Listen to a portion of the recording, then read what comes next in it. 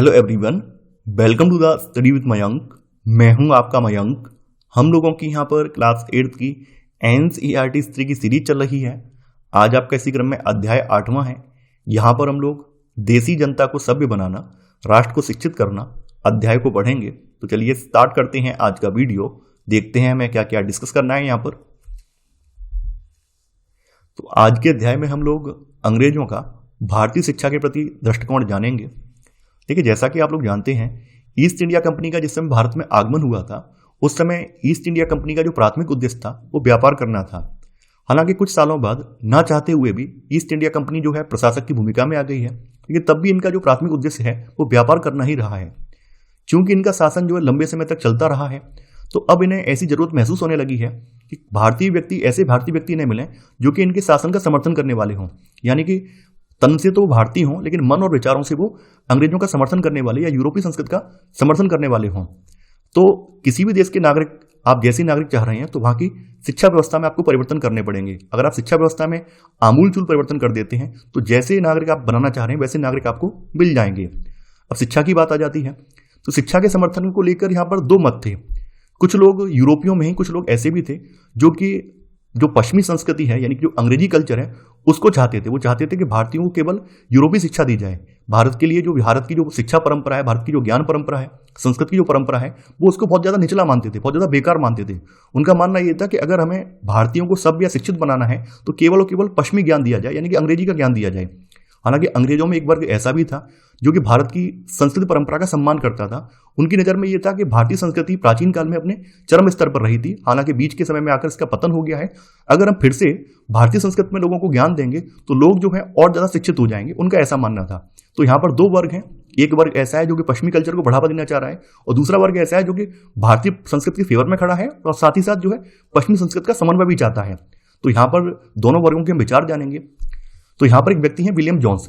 William Jones जो है 1783 में कलकत्ता आए थे और उन्हें ईस्ट इंडिया कंपनी ने सुप्रीम कोर्ट में जूनियर जज के पद पर तैनात किया था।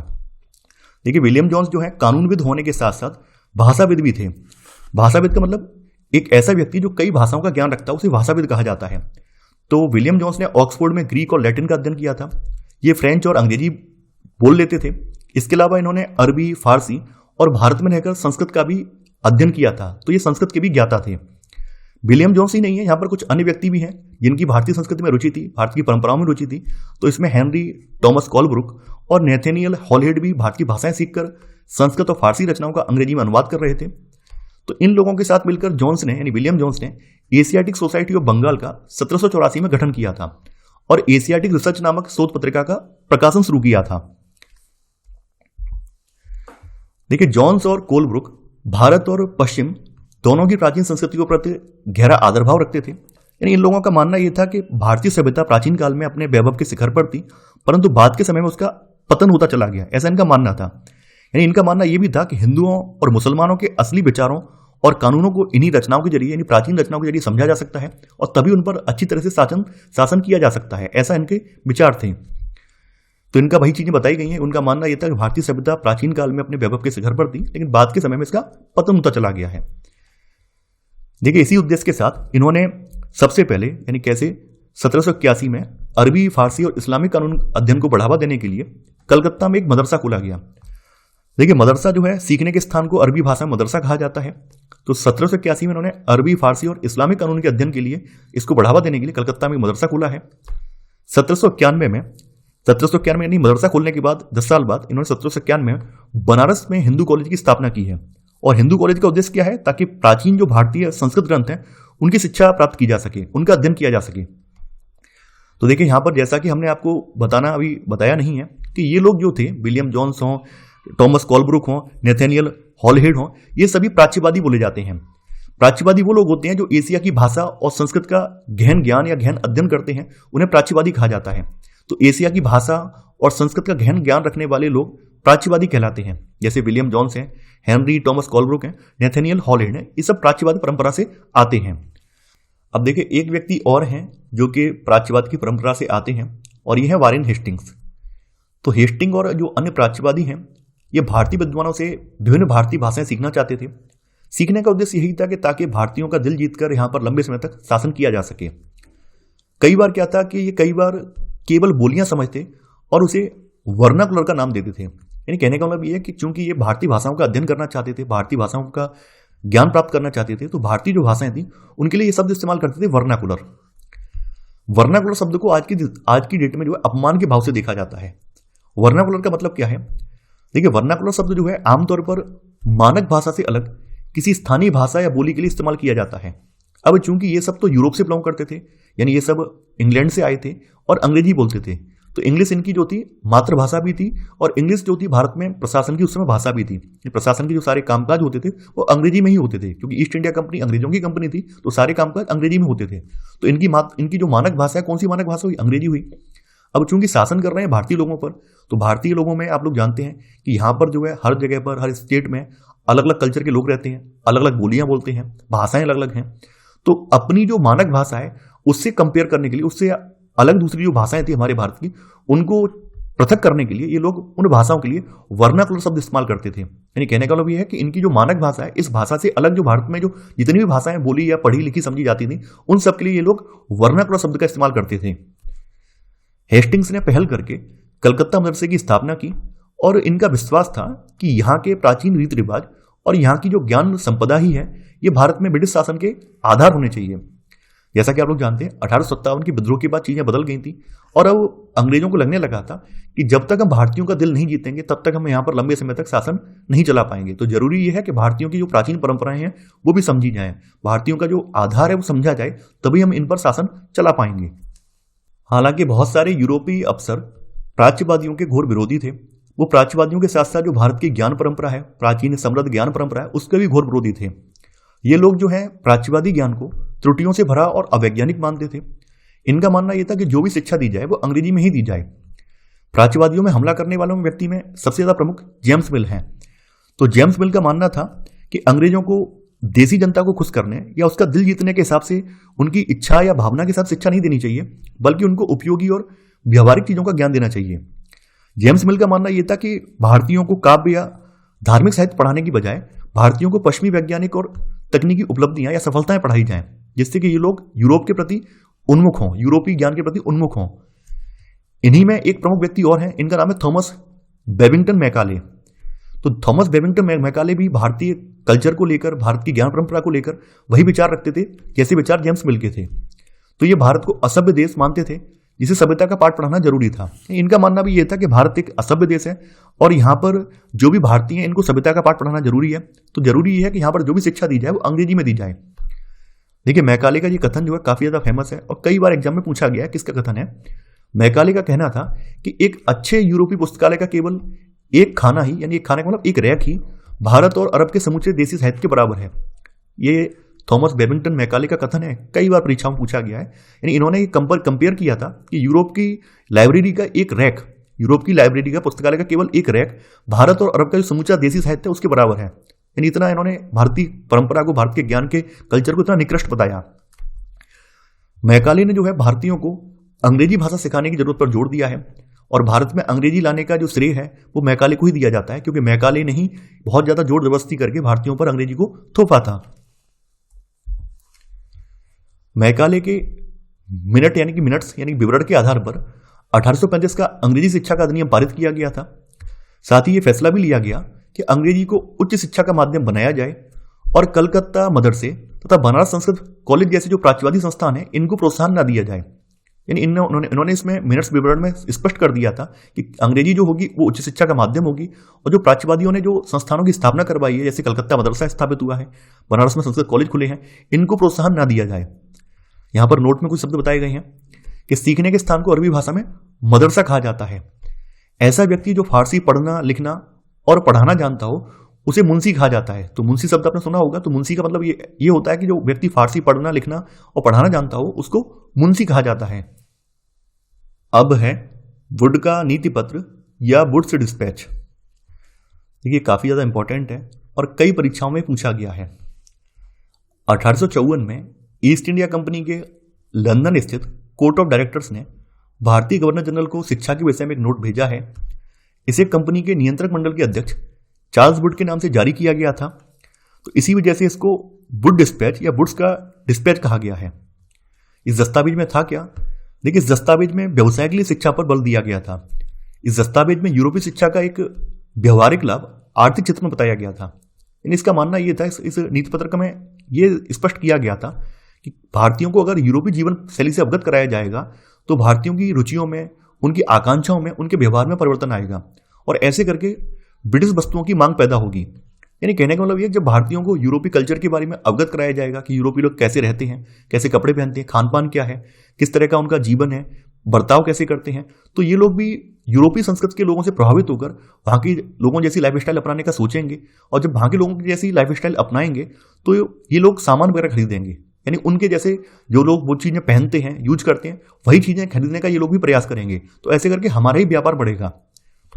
इसमें यह भी तर्क दिया गया था कि यूरोपीय शिक्षा से भारतीयों के नैतिक चरित्र का उत्थान होगा, फलस्वरूप कंपनी के पास भरोसेमंद कर्मचारियों की कमी नहीं होगी। यानी कहने का मतलब क्या है, इस नीति पत्र का एक उद्देश्य यह भी है कि हमें एक ऐसा वर्ग तैयार करना है जो तन से तो भारतीय हो लेकिन मन और विचारों से यूरोपीय हो, जो कि यूरोप का समर्थन करने वाला हो। तो इसमें यह भी बात यहां पर स्पष्ट की गई है।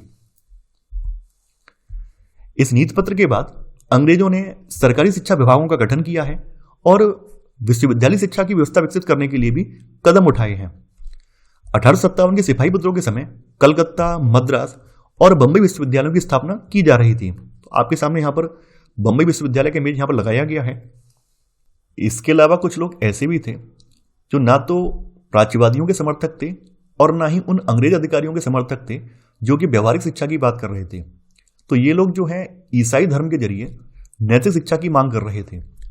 19वीं सदी में भारत में सक्रिय ईसाई प्रचारकों ने व्यवहारिक शिक्षा के पक्ष में जो तर्क दिए जा रहे थे उनका घोर विरोध किया है। इन ईसाई प्रचारकों का मानना था कि नैतिकता का उत्थान केवल ईसाई शिक्षा के जरिए ही संभव है। हालांकि ईस्ट इंडिया कंपनी ने 1813 तक इन प्रचारकों को बहुत ज्यादा आजादी नहीं दी थी। यानी ईस्ट इंडिया कंपनी 1813 तक इन प्रचारकों की गतिविधियों के विरुद्ध थी। कंपनी को ऐसा लगता था कि अगर इन प्रचारकों को छूट दे दी जाएगी तो हो सकता है कि इनकी बात से जो भारतीय जनता है भड़क जाए, भारतीय जनता इनकी बात से भड़क जाए, क्योंकि ये लोग जो थे अपनी ईसाइयत को सर्वोपरि मानते थे, ईसाई धर्म को सर्वश्रेष्ठ मानते थे, ईसाइयत की जो परंपराएं हैं, रीति रिवाज हैं, उनको अच्छा मानते थे और बाद बाकी जो परंपराएं हैं, बाद बाकी जो धर्म है, उनको नीचा मानते थे। तो कंपनी को भय था कि हम लोगों का जो शासन चल रहा है, हो सकता है कि ये लोग जो है अपनी ईसाइयत का प्रचार करें।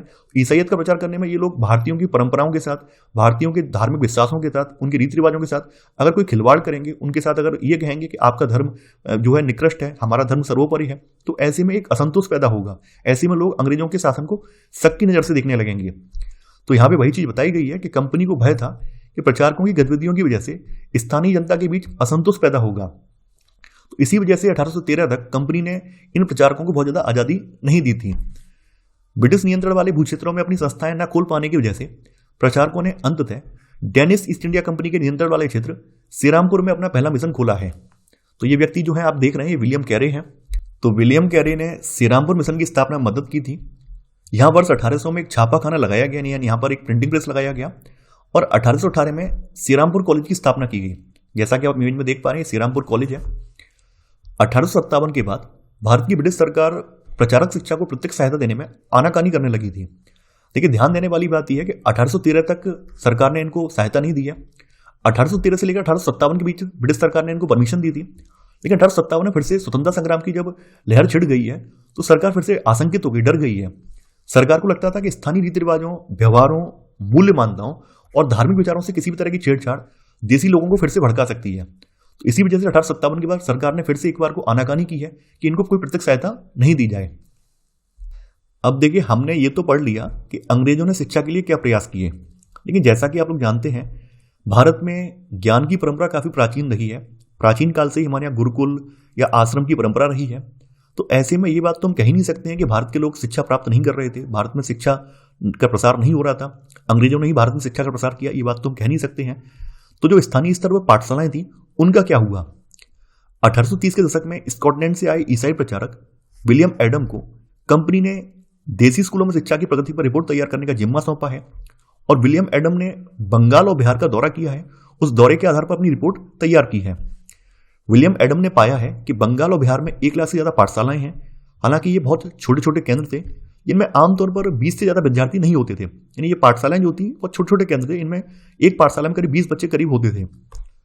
ये पाठशालाएं जो है संपन्न लोगों या फिर स्थानीय समुदाय की मदद से या फिर स्वयं किसी गुरु के द्वारा ही प्रारंभ की गई थी। यानी या तो कोई संपन्न लोग इसे प्रारंभ कराते थे या कोई स्थानीय समुदाय मिलकर प्रारंभ कराता था या कोई शिक्षित व्यक्ति है वो इसको प्रारंभ करता था।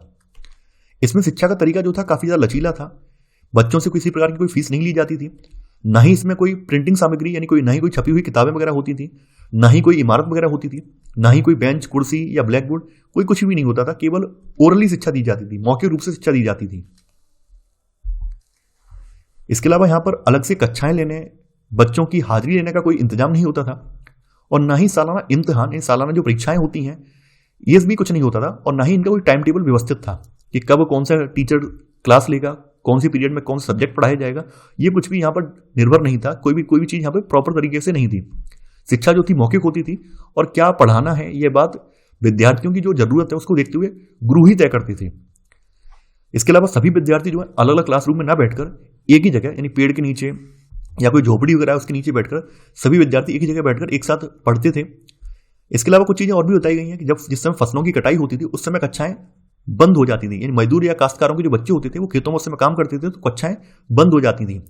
इसका फायदा ये भी होता था कि ये जो पाठशालाएं थी, इन पाठशालाओं में चूंकि जब फसल कटाई का समय होता है तो बच्चों की पढ़ाई बंद हो जाती थी, तो बच्चे चले जाते थे खेतों में काम करने के लिए और दोबारा से आके फिर से वो ज्वाइन कर लेते थे, तो कोई दिक्कत नहीं होती, बच्चों की पढ़ाई नहीं छूटती थी। यानी किसान या मजदूरों के बच्चे भी इसमें पढ़ सकते थे। अंग्रेजों ने स्कूली शिक्षा में सुधार लाने के लिए नई दिनचर्या और नए नियम बनाए हैं। 19वीं सदी के मध्य तक कंपनी का ध्यान मुख्य रूप से उच्च शिक्षा पर था, यानी केवल हायर एजुकेशन पर था। लेकिन 1854 के बाद कंपनी ने देसी शिक्षा व्यवस्था में सुधार लाने का फैसला किया है। सबसे पहले कंपनी ने बहुत सारे पंडितों को सरकारी नौकरी पर रखा है और उनको 4-5 स्कूलों की देखरेख का जिम्मा सौंपा है। तो पंडितों का काम क्या था कि पंडितों का काम था इन पाठशालाओं का दौरा करेंगे और वहां पर जो अध्यापन है, अध्यापन की स्थितियों में सुधार लेकर आएंगे। ये इन पंडितों को काम सौंपा गया था। प्रत्येक गुरु को निर्देश दिया गया था कि वे समय समय पर अपने स्कूल की रिपोर्ट भेजेंगे, समय सारणी के अनुसार पढ़ाएंगे और अब अध्यापन जो है ओरली नहीं होगा बल्कि पाठ्य पुस्तकों से अध्यापन होगा और विद्यार्थियों की प्रगति को मापने के लिए सालाना एग्जाम भी करवाए जाएंगे, वार्षिक परीक्षाएं भी कराई जाएंगी। इसके अलावा विद्यार्थियों से कहा गया कि वो नियमित रूप से शुल्क देंगे, नियमित रूप से कक्षा में आएंगे और तय सीट पर बैठेंगे और अनुशासन के नियमों का पालन करेंगे। हालांकि ऐसी बहुत सारी पाठशालाएं थी जिन लोगों ने अंग्रेजों के नियमों को नहीं माना है तो अंग्रेजों ने उनको कोई सहायता नहीं दी है। जिन पाठशालाओं ने अंग्रेजों के नियमों को माना उनको सरकारी प्रोत्साहन भी मिलता था। अब देखिए, चूंकि यहां पर अनुशासन की बात की गई है तो अनुशासन में अब जो पहले किसान काश्तकारों के बच्चे थे, जब फसल कटाई होती थी तो वो गायब हो जाते थे और बाद में फिर से आके पढ़ सकते थे। अब यहां पर दिक्कत यह है क्योंकि यहां पे अनुशासन की बात है, रेगुलर रूप से स्कूल आना ही आना है। तो ऐसे में जब किसान काश्तकार के बच्चे हैं वो नियमित रूप से नहीं आ पाएंगे क्योंकि फसल कटाई होगी तो उन्हें जाना पड़ेगा, तो उनकी कक्षाएं वगैरह छूट गई, उनका स्कूल वगैरह छूट गया। यहां पर एक डिसएडवांटेज ये दिखने को मिलता है। नए नियमों पर चलने वाली पाठशालाओं को सरकारी अनुदान मिलने लगे और ऐसी पाठशालाएं जिन्होंने इन नियमों का पालन नहीं किया उनको कोई अनुदान प्राप्त नहीं हुआ। देखिए, अब यहां पर भारतीय दार्शनिकों के भारतीय शिक्षा के प्रति विचार बताए गए हैं कि जो भारतीय दार्शनिक हैं या भारतीय चिंतक हैं उनके भारतीय शिक्षा के प्रति क्या विचार थे। तो अरविंदो घोष का शिक्षा के प्रति दृष्टिकोण। अरविंदो घोष के अनुसार शिक्षा का जो लक्ष्य था वो छात्रों में राष्ट्रीयता का भाव जागृत करना होना चाहिए। इनका मानना यह था कि शिक्षा का लक्ष्य ये हो कि बच्चों में राष्ट्रीयता का भाव जागृत हो। शिक्षा को मातृभाषा में होना चाहिए ताकि ज्यादा से ज्यादा लोगों तक शिक्षा की पहुंच हो सके और बच्चे आसानी से अपनी मातृभाषा में सीख सकें। छात्रों को अपने मूल के साथ जुड़े रहना चाहिए, यानी अपनी जो मिट्टी है, अपने जो कल्चर उसके साथ जुड़े रहना चाहिए। साथ ही आधुनिक वैज्ञानिक आविष्कारों और लोकप्रिय शासन, पश्चिम की जो लोकप्रिय शासन व्यवस्था है उसके संदर्भ में पश्चिमी देशों के अनुभव का भी भरपूर लाभ उठाना चाहिए। यानी कहने का मतलब यह है कि हम अपने कल्चर से तो सीखें ही सीखें, अपने कल्चर की जानकारी हमें होनी चाहिए, अपने मूल की जानकारी होनी चाहिए। साथ ही साथ जो आधुनिक दुनिया में जो भी आविष्कार हो रहे हैं, पश्चिम में जो भी नए विचार, लोकप्रिय शासन पद्धतियां निकल कर आ रही हैं, उनसे भी हमें अवगत होना चाहिए। इसके अलावा इन्होंने छात्रों को स्कूली शिक्षा में रहते हुए कोई हस्तकला सीखने पर भी बल दिया है। तो ये अरविंदो के विचार हैं। अब हम लोग महात्मा गांधी के अंग्रेजी शिक्षा के प्रति विचार जानेंगे कि महात्मा गांधी अंग्रेजी शिक्षा या औपनिवेशिक सरकारी शिक्षा के प्रति क्या दृष्टिकोण रखते थे। देखिए, महात्मा गांधी जी का कहना था कि औपनिवेशिक शिक्षा ने भारतीयों के मस्तिष्क में हीनता का बोध पैदा कर दिया है। इस शिक्षा के प्रभाव में आकर यहाँ के लोग पश्चिमी सभ्यता को श्रेष्ठ मानने लगे हैं और अपने कल्चर को निकृष्ट मानने लगे हैं। तो एक तरह की हीन भावना इनके मन में आ गई है। महात्मा गांधी जी एक ऐसी शिक्षा के पक्षधर थे जो भारतीयों के भीतर प्रतिष्ठा और स्वाभिमान का भाव पुनर्जीवित करे या जागृत करे, ये ऐसी शिक्षा के पक्षधर थे। राष्ट्रीय आंदोलन के दौरान उन्होंने विद्यार्थियों से अंग्रेजों के शिक्षा संस्थान को छोड़ने का आह्वान भी किया था। देखिए, गांधी जी शिक्षा को केवल भारतीय भाषाओं में ही दिए जाने के पक्षधर थे। इनका मानना यह था कि जो भी शिक्षा दी जाए वो मातृभाषा में या भारतीय भाषाओं में ही दिया जाए। इनका कहना था कि पश्चिमी शिक्षा में पाठ्यपुस्तकों पर तो जोर दिया जाता है, लेकिन जो जीवन के अनुभव हैं और जो व्यवहारिक ज्ञान है इसकी उपेक्षा की जाती है। तो इन्होंने जो है जीवन के अनुभवों को लेकर, व्यवहारिक शिक्षा को लेकर, व्यवहारिक ज्ञान को लेकर ज्यादा बल दिया है। इसके अलावा इनका ये तर्क ये भी था कि शिक्षा से व्यक्ति का दिमाग और उसकी आत्मा विकसित होनी चाहिए। केवल और केवल उसको किताबी ज्ञान नहीं होना चाहिए, बल्कि समाज का ज्ञान भी होना चाहिए, उसको सही गलत का अंतर्ज्ञान भी होना चाहिए। इस तरह के विचार महात्मा गांधी जी के थे। उन्होंने बच्चों को शिक्षा के साथ कोई उपयोगी हस्त कौशल सिखाने पर भी जोर दिया है, यानी पढ़ते पढ़ते बच्चों को कोई हस्त कौशल की शिक्षा भी दी जाए। टैगोर का शांति निकेतन। देखिए, रविन्द्रनाथ टैगोर के शांति निकेतन स्थापित करने के पीछे एक कहानी है। कहानी इनके बचपन से स्टार्ट होती है। बचपन में जब ये स्कूल जाया करते थे तो स्कूल के परिवेश में इनका बिल्कुल मन नहीं लगता था। इन्हें स्कूल एक जेल के टाइप या फिर कैदखाने जैसा लगता था। इन्हें ऐसा लगता था कि वहाँ का जो स्ट्रिक्ट अनुशासन है उसकी वजह से बच्चे अपनी क्रियाशीलता को खत्म कर देते हैं, अपनी क्रियाशीलता का इस्तेमाल नहीं कर पाते हैं। तो बचपन से इनके मन में एक ऐसी संस्था स्थापित करने का विचार था जिसमें बच्चे मुक्त परिवेश में या मुक्त वातावरण में अपने स्वयं के प्रयासों से क्रिएटिव होकर सीख सकें। तो रविन्द्रनाथ टैगोर ने यह संस्था 1901 में स्टार्ट की थी। इनका मानना था कि विद्यार्थी अंग्रेजों के द्वारा स्थापित की गई शिक्षा व्यवस्था के कड़े और बंधनकारी अनुशासन से मुक्त होने चाहिए। इनका मानना था कि सृजनात्मक शिक्षा को केवल प्राकृतिक परिवेश में ही प्रोत्साहित किया जा सकता है। तो इसी उद्देश्य के लिए इन्होंने कोलकाता से लगभग 50-60 किलोमीटर दूर एक ग्रामीण परिवेश में शांति निकेतन की स्थापना की थी। अब देखिए, यहाँ पर गांधी जी और टैगोर जी के जो शिक्षा को लेकर विचार हैं उनमें कंपेयर किया गया है। देखिए, गांधी जी पश्चिमी सभ्यता और मशीन और प्रौद्योगिकी के कट्टर आलोचक थे। वहीं टैगोर जी के विचार जो है अरविंदो जैसे हैं। टैगोर जो है आधुनिक पश्चिमी सभ्यता और भारतीय परंपरा के श्रेष्ठ तत्वों का सम्मिश्रण चाहते थे। यानी ये चाहते थे कि जो आधुनिक पश्चिम की जो सभ्यता है, पश्चिम में जो भी प्रगति हो रही है, जो भी वैज्ञानिक प्रगति हो रही है, विचार जो नवीन आ रहे हैं, तो उनका हमारे भारतीय परिवेश के जो विचार हैं उनके साथ सम्मिश्रण होना चाहिए। उन्होंने शांति निकेतन में कला, संगीत और नृत्य के साथ साथ विज्ञान और प्रौद्योगिकी की शिक्षा पर भी जोर दिया है। तो ये था हमारा आज का वीडियो। आई होप आपको आज का वीडियो पसंद आया होगा। आप लोग इस वीडियो को लाइक और शेयर करना बिल्कुल मत भूलिए। इसके अलावा आप में से जो अभ्यर्थी नोट्स बनाना चाह रहे हैं वो नोट्स नहीं बनाएं। जैसा कि हमने पहले स्पष्ट कर दिया है, आपको संबंधित चैप्टर के जो नोट्स हैं वो हमारे टेलीग्राम पर मिल जाएंगे। वहां पर आप इन्हें परचेज कर सकते हैं। आपको नोट्स के साथ साथ इनकी अभ्यास प्रश्नों वाली जो श्रृंखला है वो भी उसमें देखने को मिल जाएगी। तो नोट्स बनाने की आवश्यकता नहीं है, अब आप टेलीग्राम पर जाकर नोट्स परचेज कर सकते हैं। तो आज के लिए इतना ही। Thanks for watching. जय हिंद।